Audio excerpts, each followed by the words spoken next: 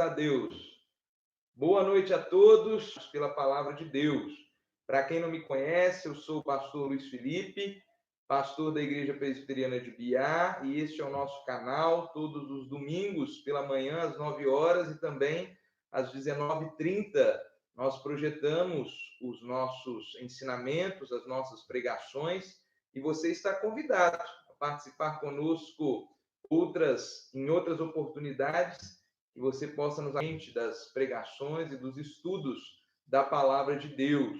Então, nós vamos começar este momento de ensino da palavra do Senhor, de pregação, fazendo uma oração, pedindo a Deus que fale conosco através da palavra dele, que nos transforme por esta mesma palavra. Então, vamos fechar os nossos olhos, você aí onde estiver, feche os olhos e vamos falar com Deus.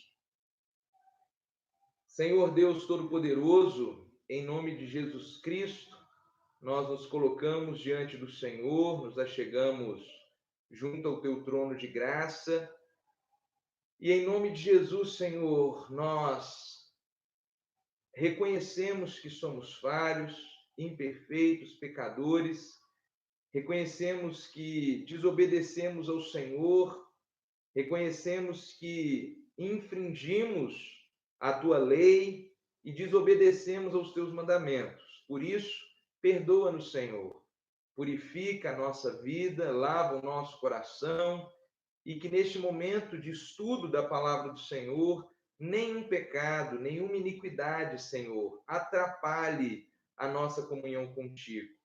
Tem misericórdia de nós, lava-nos, limpa-nos e que em nome de Jesus a palavra do Senhor transforme a nossa vida. Estamos aqui, ó Deus, para pedir também ao Senhor a iluminação do teu Espírito Santo. Somos limitados, Senhor. Se o teu Espírito não nos fizer entender a tua palavra, nós não conseguiremos compreendê-la. Então fala, Senhor. Fala comigo, fala com aqueles que me assistem nesse momento, que em nome de Jesus a palavra do Senhor, conduzida pelo teu Espírito Santo, penetre a nossa alma, o nosso coração e transforme a nossa vida.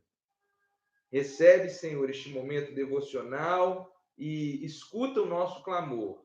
É a oração que fazemos com perdão dos nossos pecados, em nome de Jesus. Amém.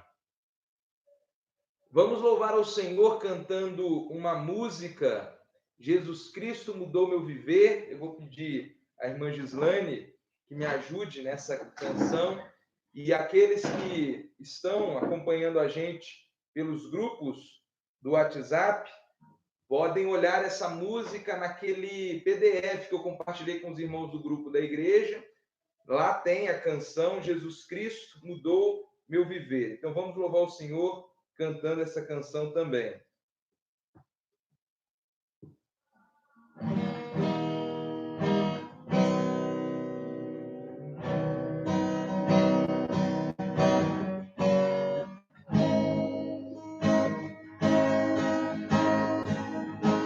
Jesus Cristo mudou meu viver.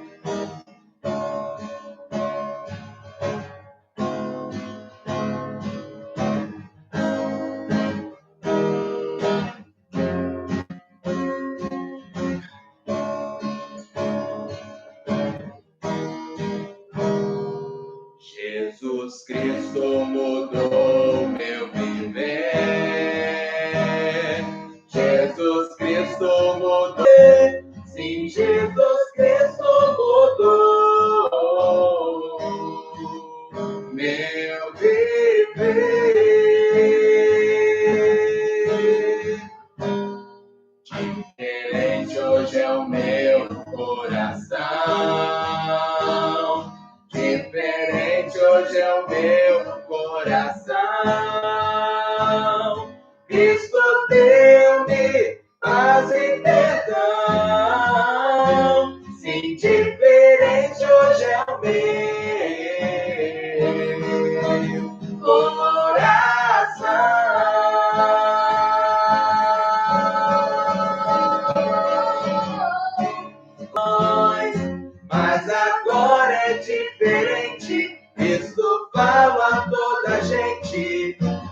Cristo deu-me seu amor.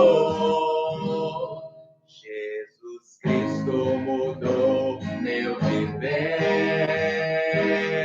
Jesus Cristo mudou meu viver. É a luz que ilumina meu ser. Sim, Jesus Cristo mudou meu viver.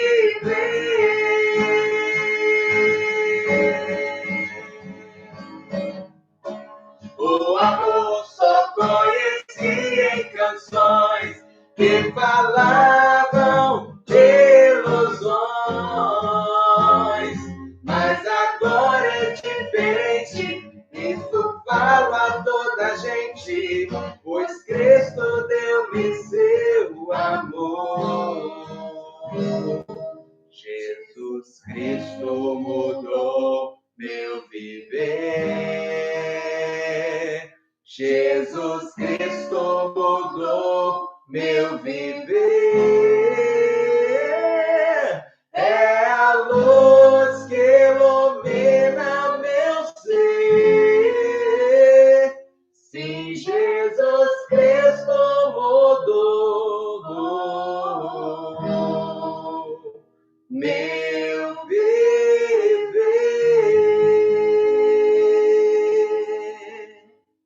Amém. Que nós creiamos nisso e nunca nos esqueçamos que é Jesus, o Filho de Deus, quem muda, quem transforma o nosso viver. Nós vamos dar prosseguimento agora ao nosso estudo da palavra do Senhor. Se você estiver com a sua Bíblia, abra no livro do profeta Oséias. Livro de Oséias, capítulo de número 11.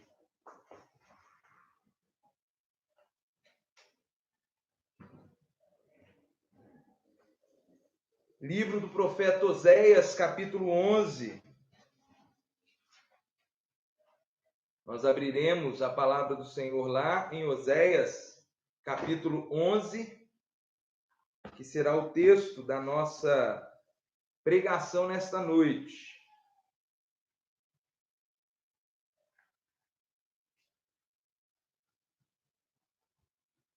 Oséias, capítulo 11, do verso 12, de Oséias 11, do verso 12 até o verso 14, de Oséias, capítulo 12. Nós vamos estudar todos esses versos, mas não todos de uma vez, vamos fazendo o estudo pausadamente.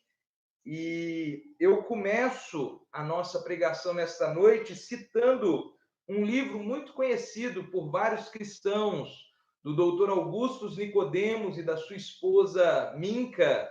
Eles escreveram um livro chamado A Bíblia e Sua Família. E num dos capítulos desse livro, eles falam de diversos assuntos familiares. Eles tratam sobre a criação de filhos.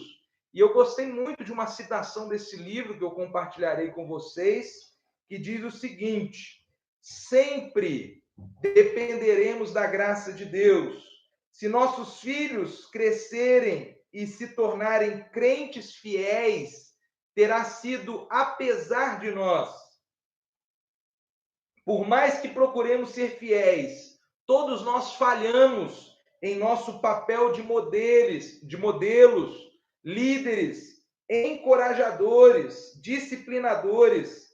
Mas, apesar disso, os filhos podem crescer amando a Deus, inspirado por pais que, apesar de pecadores e falhos, ensinaram-lhes esse amor na vida diária. Essa citação é importante porque ela nos mostra que, apesar do papel fundamental dos pais na vida dos filhos, nós devemos acreditar que se os nossos filhos crescem e são pessoas que amam a Deus e que buscam a Ele, não é por causa de nós, ou não é porque os pais foram pais perfeitos, pais totalmente íntegros, que nunca falharam em nada. Não é por causa disso. Todos nós reconhecemos que mesmo os melhores pais falham na criação de seus filhos. Mesmo os pais e mães mais dedicados erram num ponto ou outro na condução do seu lar, na condução da sua família. E essa citação do livro do Dr. Augustus e de sua esposa é importante porque ela nos lembra que os filhos ou os descendentes não devem olhar para os pais como seu maior modelo. Eles devem olhar para Deus, porque os pais são pais pecadores e falhos, como qualquer outra pessoa. E quando nós falamos de pais pecadores, de pais que são falhos, o livro do profeta Oséias vai nos lembrar de um exemplo, aliás, de alguém que não foi exemplo no sentido positivo, apesar da transformação que houve de vida, ele teve uma vida de engano, uma vida de falcatruas. E esse exemplo, essa pessoa é citada neste texto que nós estudaremos agora, do livro de Oséias. E essa pessoa foi Jacó.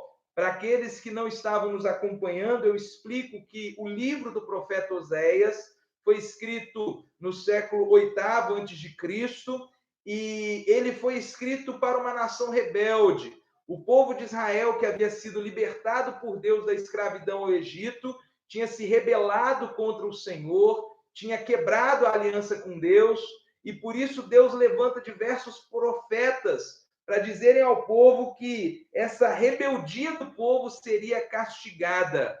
E no livro do profeta Oséias nós vemos que essa traição do povo contra Deus, da nação de Israel contra Deus, ela é simbolizada de diversas formas. No começo do livro, nos 3 primeiros capítulos, nós vemos Oséias retratando essa traição de Israel como uma esposa traindo o marido, como se Deus fosse o marido e a esposa fosse a nação traidora.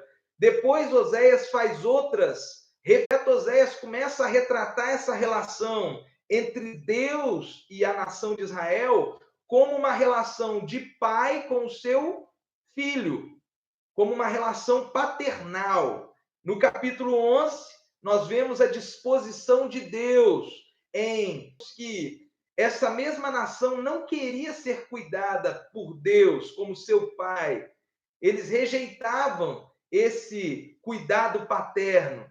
E aí, a partir do verso 12 do capítulo 11, e vai se estender por todo o capítulo 12, nós vemos que os israelitas, eles se pareciam mais com um outro pai do que com Deus, que queria ser o pai deles. E aí o profeta Oséias, nesse capítulo 12, vai começar a lembrar a nação de Israel do pai que eles tiveram antes de Deus adotar a nação, antes de Deus fazer com que esse povo fosse o povo dele. E é por isso que nessa noite nós vamos tratar da mensagem sobre o seguinte tema: lições de pai para filho. Nós vamos aprender algumas lições do ancestral de Israel, Jacó, algumas lições que ele, através da vida dele, poderia dar para a nação de Israel. E a primeira lição de pai para filho que o texto nos apresenta é: pare de repetir os erros do pai. Pare de repetir os erros do seu pai, do seu ancestral. É isso que o profeta Oséias nos ensina, do capítulo 11, verso 12, até a parte A, do verso 3, capítulo 12, onde nós lemos. Eu lerei e os que me assistem, por favor, acompanhem. Oséias 11, 12 e os versos a seguir. Efraim me secou por meio de mentiras, e a casa de Israel com engano, mas Judá ainda domina com Deus e é fiel com o santo. Efraim apacenta o vento e persegue o vento leste todo dia, multiplica mentiras e destruição, e faz aliança com a Assíria, e o azeite se leva ao Egito. O Senhor, também com Judá, tem contenda, e castigará Jacó segundo o seu proceder, segundo as suas obras. o recompensará. Agora, só a primeira linha do verso 3, Oséias 12, 3. No ventre pegou do calcanhar de seu irmão. Oséias começa a lembrar de como foi a origem da nação de Israel, que aqui, neste trecho do livro, é chamada de Efraim. Para você entender, quando Deus fez uma aliança no passado com Adão de salvar alguns descendentes de Adão e Eva, com essa aliança Deus mostrou o pacto da graça, a promessa dele de salvar muitos pecadores da condenação eterna. E essa aliança foi sendo relembrada com diversos descendentes de Adão e Eva, não todos, mas com alguns descendentes específicos. Deus renovou essa aliança com Sete, filho de Adão, depois renovou com Noé, depois de Noé ele renovou com o filho de Noé, Sem, depois ele renovou essa aliança com um dos descendentes de Sem, que foi Abraão. E de Abraão, Deus renovou essa aliança de salvação com Isaac. Isaac, depois ele renovou a aliança com Jacó, que era filho de Isaac. Mas a origem de Jacó já foi meio conturbada. Como nós lemos aqui na primeira linha do verso 3, 25, que Jacó e Esaú eram irmãos gêmeos. E os dois já lutavam na barriga da mãe. Gênesis 25, 22, fala que Jacó e Esaú brigavam no útero de Rebeca, da sua mãe. E aí, quando Jacó nasce, ele agarra no calcanhar de seu irmão e ele acaba recebendo esse nome de Jacó, que é a mesma raiz hebraica da palavra enganação ou enganador.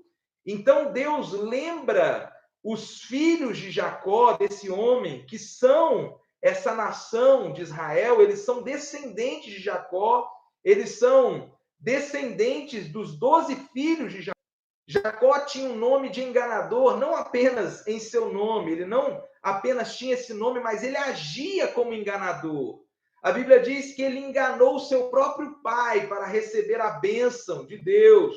Ele também arrumou uma forma de conquistar o direito, sempre dava um jeitinho de se sair bem, de ganhar alguma coisa, sempre tinha uma mentirinha aqui e ali para ele ser bem-sucedido.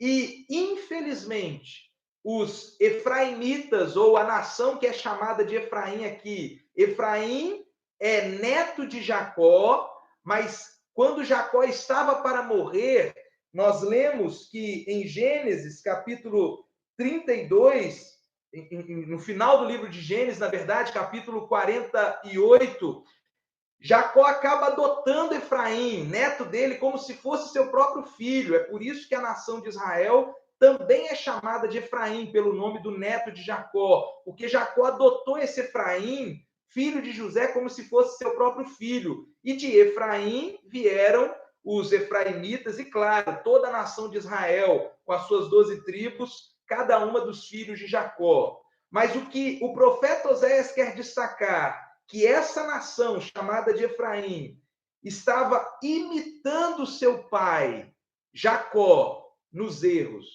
Eles continuaram, como diz o verso 12 do capítulo 11, eles continuaram com mentiras, enganações, assim como seu ancestral Jacó fazia para se dar bem na vida.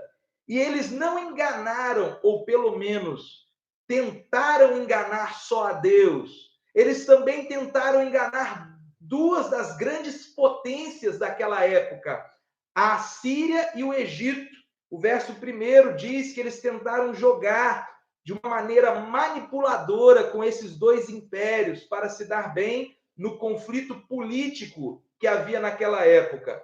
Então, com as suas mentiras, com as suas enganações, o povo tentava ganhar ou ludibriar a Deus. E é por isso que Deus diz que essas enganações, essas falcatruas seriam castigadas, seriam condenadas, porque Deus é justo. E por mais que muitas pessoas tentem enganá-lo com seus jeitinhos, com suas artimanhas, Deus não pode ser enganado por ninguém. E aqui está, portanto, a primeira lição de pai para filho, de Jacó para Efraim, que também serve para nós. Pare de repetir os erros do seu pai. Nós não precisamos continuar cometendo os mesmos pecados dos nossos ancestrais. Não é porque meu pai era alcoólatra que eu tenho que ser alcoólatra como ele. Não é porque minha mãe se prostituía por mãos humanas, que tem olho e não veem, tem boca e não falam, tem nariz e não cheiram. Não é porque meus avós rezavam para essas estar cometendo as enganações do seu ancestral, do seu pai Jacó. Deus estava concedendo a eles a chance de mudança, mas se eles continuassem repetindo os erros do seu pai Jacó, eles receberiam o merecido castigo pelas suas obras. Mas o texto também vai nos ensinar uma segunda lição de pai para filho, que é: imite os acertos do pai. Assim como devemos parar de repetir os erros dos nossos antepassados, nós devemos imitar os acertos desses mesmos antepassados. É isso que o profeta Oséias nos ensina a partir do verso 3 do capítulo 12 até o verso 6, quando nós lemos. Me acompanhem, por favor. No ventre, pegou do calcanhar de seu irmão, no vigor da sua idade, lutou com Deus, lutou com o anjo e prevaleceu, chorou e lhe pediu mercê. Em Betel achou a Deus, e ali falou Deus conosco. O Senhor, o Deus dos exércitos, o Senhor é o seu nome. Converte-te a teu Deus, guarda o amor e o juízo, e no teu Deus espera sempre. Depois de falar que Jacó começou com o pé esquerdo, começou a vida de maneira errada, com enganações, com mentiras, o profeta agora lembra um outro episódio da vida de Jacó. Mas agora ele lembra esse episódio num tom positivo, no sentido de imitação. Oséias, o profeta, deseja que os descendentes de Jacó, os descendentes de Israel, imitem o seu pai nesse mesmo sentido. E qual seria esse sentido? No sentido de depender de Deus. A história de Jacó é marcada por uma fuga depois da falcatrua contra o seu irmão Esaú. A Bíblia diz no livro de Gênesis que Jacó teve que fugir precipitadamente para Padã-Arã, que era a terra dos seus outros parentes, porque Esaú, depois de ser enganado pelo seu próprio irmão, queria matá-lo. Então Jacó foge para a terra do seu tio Labão com alguma tramóia. Só que o feitiço virou contra o feiticeiro. Porque a Bíblia diz que lá em Padã-Arã, na região da Mesopotâmia, Jacó é que foi enganado.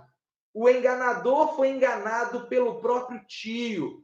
Ele faz uma aliança com seu tio de trabalhar 7 anos para se casar com uma das filhas do tio, uma de suas primas, Raquel. Só que depois de trabalhar 7 anos, no dia da noite de núpcias, o sogro e tio de Jacó, Labão, encaminha até o quarto de núpcias a outra irmã, a Lia, e não Raquel, como eles tinham combinado.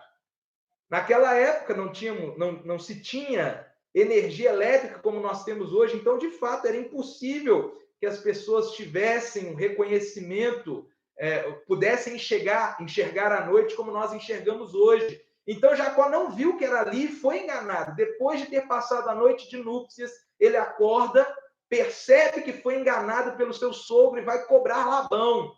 Só que Labão diz a Jacó que à noite de 9 anos ele se casaria também com Raquel, que era a outra irmã de Lia, a moça pela qual Jacó estava apaixonado.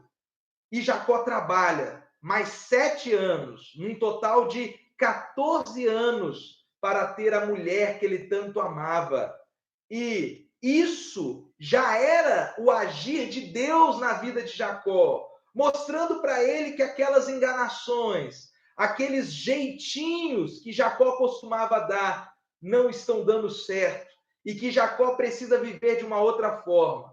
Depois disso, Jacó decide voltar para a sua terra em Canaã, para perto da terra dos seus pais, mas na volta ele descobre que Esaú, seu irmão, aquele que há tantos anos atrás ele tinha enganado, estava esperando, fica desesperado, ele fica apavorado pensando que Esaú quer matá-lo. E aí, antes do encontro com Esaú, Jacó passa uma noite no Val de Jaboque. E nesse local, um anjo de Deus aparece, representando o próprio Deus. Jacó luta contra esse anjo. Em Gênesis, capítulo 32, nós lemos a respeito dessa luta. E ele diz para o anjo que ele não deixaria o anjo ir embora se ele não abençoasse a vida dele. E naquele momento, o anjo muda o nome de Jacó. Naquele momento, Deus diz a Jacó que ele não mais se chamaria Jacó, que significa enganador. Ele agora passaria a se chamar Israel, que significa aquele que luta com Deus, ou lutador com Deus. E antes de ir embora, o anjo toca na articulação da coxa de Jacó. E Jacó sai do Val de Jaboque mancando. Sai com uma muleta nas mãos, com uma vara, para que ele pudesse se apoiar.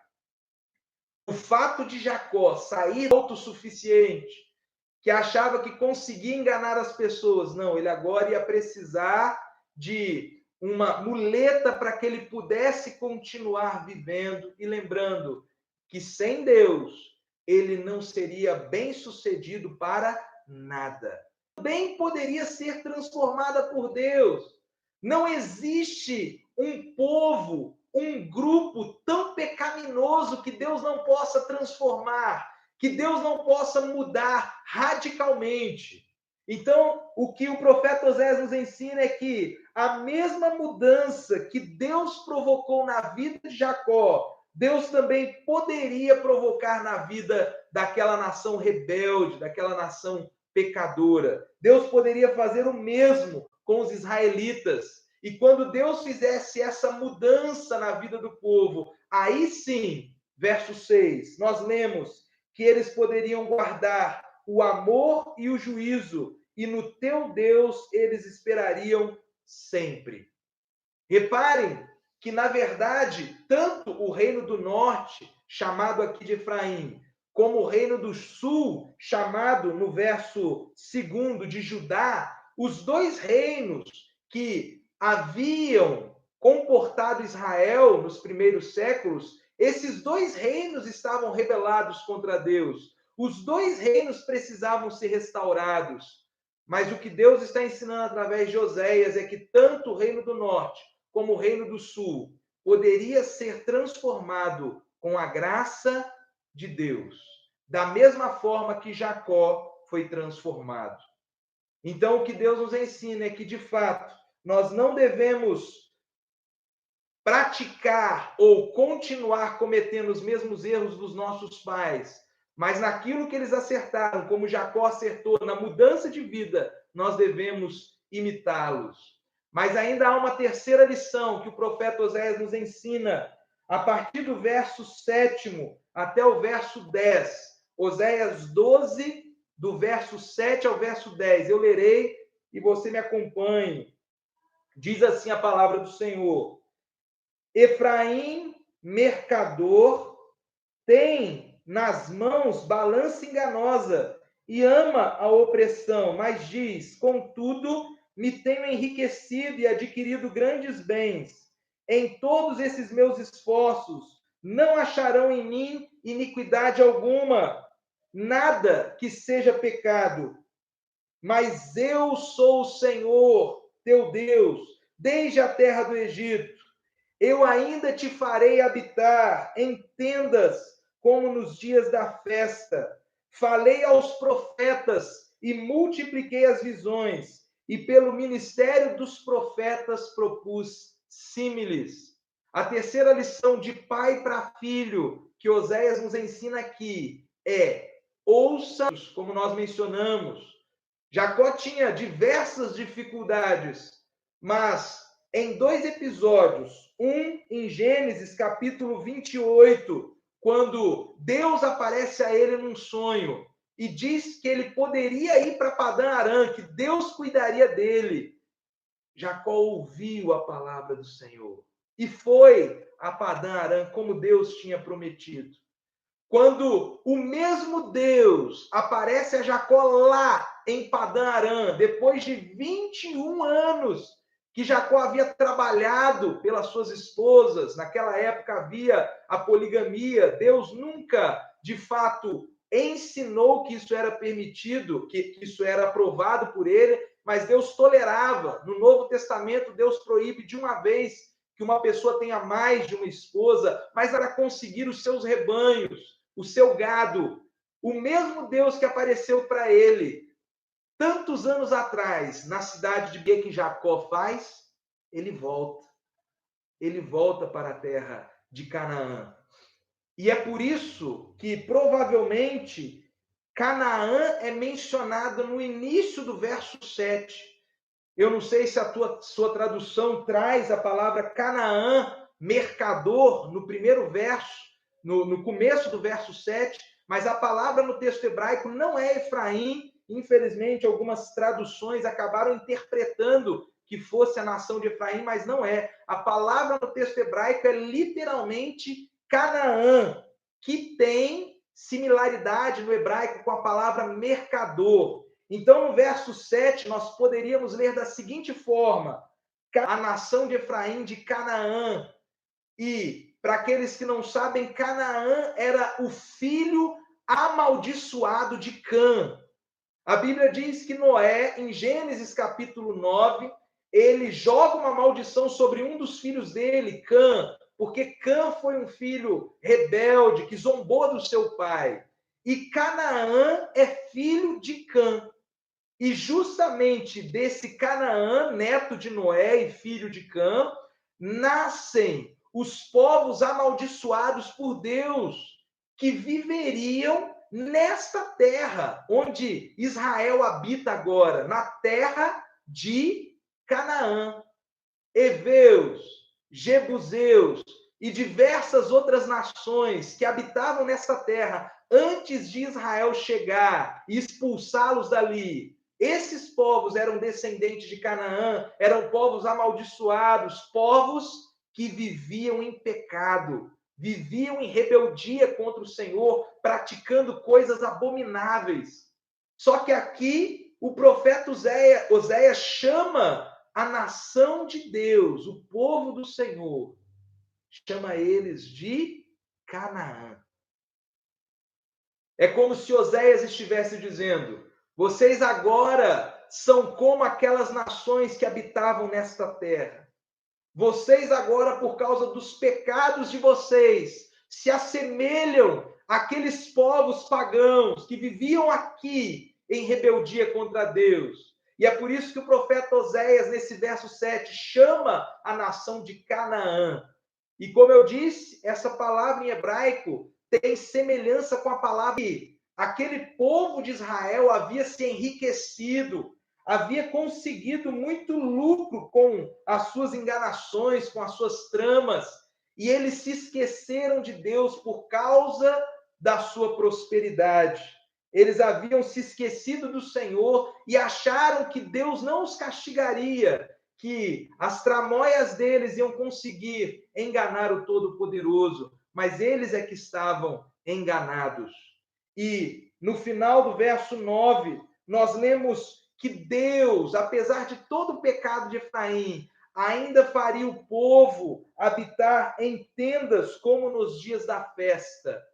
Em outras palavras, é como se Deus dissesse que, apesar de todos os erros que os israelitas haviam cometido contra o Senhor, ele ia restaurar o povo àquela disposição que eles deveriam ter tido quando saíram do Egito, para chegar em Canaã, no deserto. Havia uma festa que Deus havia mandado a nação de Israel comemorar, que chamava Festa dos Tabernáculos. Ela era comemorada durante uma semana e marcava o período final do calendário judaico, do calendário hebreu. Era a última festa do ano judeu, do ano israelita. E nessa última festa, os israelitas tinham que morar em que Deus cuidou deles no deserto. Aquelas cabanas na comemoração da que eles fizeram do Egito até chegar na Terra Prometida. E durante esses 40 anos de viagem, Deus cuidou de cada um deles durante a viagem. Castigou os rebeldes, mas cuidou daqueles que foram fiéis. Cuidou daqueles que não abandonaram a aliança com o Senhor. Então, aqui o profeta Oséias lembra dessa festa das cabanas para que o povo dele também se lembrasse do cuidado de Deus quando eles não tinham nada, quando eles peregrinavam no deserto. Então eles deveriam parar de confiar nas suas riquezas, nos seus bens materiais e deveriam confiar na palavra de Deus, principalmente na palavra como ensinada pelos profetas, que é o que ele diz no verso 10, para mudarem de vida, mas eles não se arrependeram, infelizmente. Contudo, Oséias desejava que houvesse essa mudança. Então, um terceiro conselho de pai para filho que o texto nos apresenta é: ouça a palavra de Deus, como Jacó ouviu e como o povo de Efraim também deveria escutar. A última lição de pai para filho que o texto nos apresenta está no verso 11, Oséias 12, do verso 11 ao 14, onde nós lemos: se há em Gileade transgressão, pura vaidade são eles. Se em Gilgal sacrificam bois, os seus altares são como montões de pedra nos sulcos dos campos. Jacó fugiu para a terra da Síria, e Israel serviu por uma mulher, e por ela guardou o gado. Mas o Senhor, por meio de um profeta, fez subir a Israel do Egito, e por um profeta foi ele guardado. Efraim muito amargamente provocou a ira, portanto o Senhor deixará ficar sobre ele o sangue por ele derramado, e fará cair sobre ele o seu opróbrio. Gileade e Gilgal eram cidades dessa nação de Efraim, e elas são citadas aqui como centros de adoração pagã. O profeta agora menciona essas duas cidades para juntar aquela acusação inicial do verso 2. Além de enganação, de mentiras, eles adoravam outros deuses, eles sacrificavam a outras divindades que não era o Deus verdadeiro, o Deus que é espírito, que não pode ser cultuado por imagem nenhuma. E para tentar fazer com que a nação se arrependa, Oséias volta a lembrar de Jacó, de um outro episódio do pai Jacó, do pai dos israelitas. E agora ele lembra do esforço de Jacó, da retribuição que ele recebeu pelos anos trabalhados. E aqui está a quarta lição, do pai para filho. Devemos retribuir corretamente ao nosso Salvador. Retribua corretamente ao Salvador. Por quê? Jacó trabalhou para casar com Raquel durante 14 anos. E a retribuição dele foi a mulher que ele tanto amava. Mas aqui o profeta Oséias lembra de Jacó não para comparar a atitude dele com a atitude da nação de Efraim. Aqui Oséias lembra esse episódio de Jacó, desse casamento, desse trabalho dele para se casar, e compara Jacó ao próprio Deus. Em outras palavras, é como se Oséias dissesse: Deus, assim como Jacó, trabalhou muito para casar com a esposa dele, para casar com a noiva que ele tanto amava. E quem é essa noiva? O próprio livro de Oséias trata a nação de Israel desse jeito.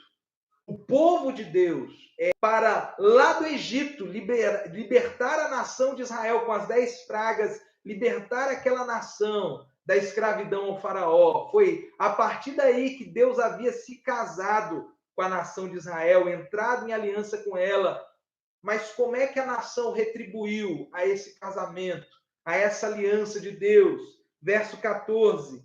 Eles retribuíram muito amargamente, ou seja, eles não retribuíram a Deus com obediência, com amor, com dedicação, mas retribuíram a Ele com mais rebeldia, com mais desobediência e com mais pecado. Deus se casou com Israel, mas Israel não queria estar casada com Deus, ou Israel não foi fiel à aliança com o Senhor. Da mesma forma, todos nós, de uma forma ou de outra, de uma maneira ou outra, nos rebelamos contra Deus. Todos nós nos separamos do Criador. Desde o nascimento, somos inimigos de Deus. A boa notícia é que Deus nos amou. E assim como mandou um profeta para livrar Israel da escravidão no Egito, Deus mandou outro profeta, maior do que Moisés, chamado Jesus. Deus enviou o Filho dele para nos libertar da nossa escravidão. Nós nunca fomos escravos no Egito. Eu creio que você que me assiste não tenha sido escravo do faraó. Mas todos nós, quando nascemos neste mundo, já nascemos como escravos do pecado. Nascemos como pessoas escravizadas àquela maldade interior. Não foi assim no princípio, quando Deus nos fez, Ele nos fez sem pecado, mas por causa da nossa rebeldia, nós nos tornamos escravos do pecado. Mas Deus, através de Jesus, pode nos libertar dessa escravidão. Quando nós nos arrependemos, quando nós cremos em Jesus como o único Salvador e aceitamos que Cristo não ficou morto, mas ressuscitou no primeiro dia da semana para nos dar uma nova vida. Quando nós cremos em Jesus e recebemos o Espírito dele dentro de nós, nós somos libertos da nossa escravidão ao pecado. E como, depois de aceitar Jesus, nós podemos retribuir ao nosso Salvador? Com obediência. Em João capítulo 14, verso 15, o Senhor Jesus diz: se me amais, guardareis os meus mandamentos. Em João 15, 14, ele também diz algo semelhante: vós sois meus amigos, se fazeis o que eu vos mando. A nação de Efraim não retribuiu a Deus com o amor que Deus havia demonstrado. Mas nós podemos retribuir a Deus do jeito certo. É claro que Deus não quer que nós paguemos a salvação. Algumas pessoas acham que tem que obedecer os mandamentos para pagar a Deus pelo que ele fez na cruz, para dar a Deus alguma coisa em troca da salvação. Não precisa. A obediência ao Senhor é uma retribuição voluntária, não é forçada. Deus não quer que nós o obedeçamos para pagar a salvação, porque ele não necessita disso. Ela já foi paga. Jesus já pagou todos os pecados daqueles que creem nele na cruz. Nós não precisamos pagar mais nada. Contudo, assim como Deus esperava da nação de Efraim, no mínimo, obediência como gratidão pela salvação do Egito, Deus espera de nós obediência como gratidão pela salvação de Jesus, pela libertação dos nossos pecados. Concluindo, portanto, essa mensagem, lembramos que algumas lições de pai para filho são parar de repetir os erros do pai, imitar os acertos dele, ouvir a palavra de Deus e retribuir a este corretamente. algumas aplicações para a nossa vida. Primeiro, não perpetue os erros dos seus pais ou do seu pai. Pare de continuar cometendo, precisa ser. Se seus avós eram idólatras, você não precisa ser. Os pecados dos pais são os pecados dos pais. Os filhos não precisam continuar nos mesmos erros. Portanto, não repita os mesmos pecados que seus pais cometeram. Segunda aplicação, imite os acertos do seu pai ou da sua mãe. Imite os acertos dos seus antepassados. Eles ensinaram você a ler a Bíblia. Eles ensinaram você a orar. Ensinaram você que Jesus é o único Salvador e que pela fé em Jesus você é salvo do inferno. Se eles ensinaram isso, continue seguindo esses acertos. Aquilo que os pais fazem de certo, nós devemos prosseguir nisso. O que eles fazem de errado, nós devemos descartar. Mas devemos sim imitar os acertos dos nossos pais. Terceira aplicação é: ouça a palavra de Deus.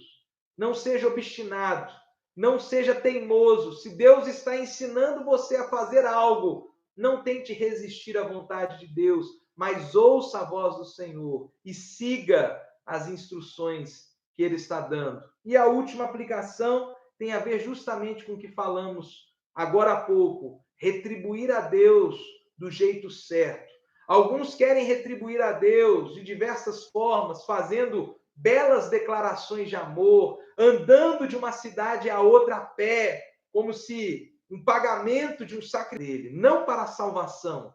Crer em Jesus é suficiente, mas a obediência é um ato de retribuição pelo que o Senhor fez e faz na nossa vida.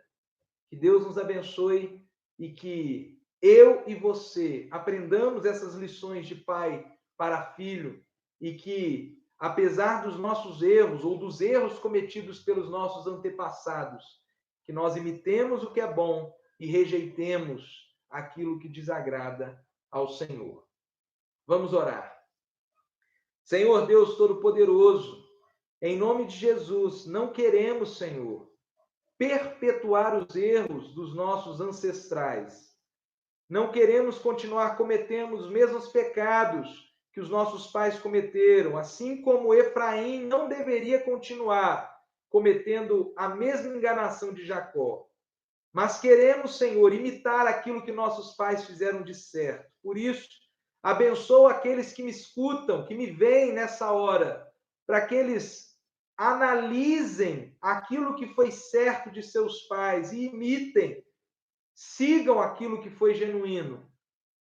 Ó Deus, que eles rejeitem aquilo que é pecaminoso e que, em nome de Jesus, eu e todos os que me assistem neste momento, ouçamos a palavra do Senhor, que meditemos na Bíblia diariamente e que, amparados pela tua palavra, nós retribuamos ao Senhor do jeito certo, que a nós fazemos com perdão dos nossos pecados, em nome de Jesus.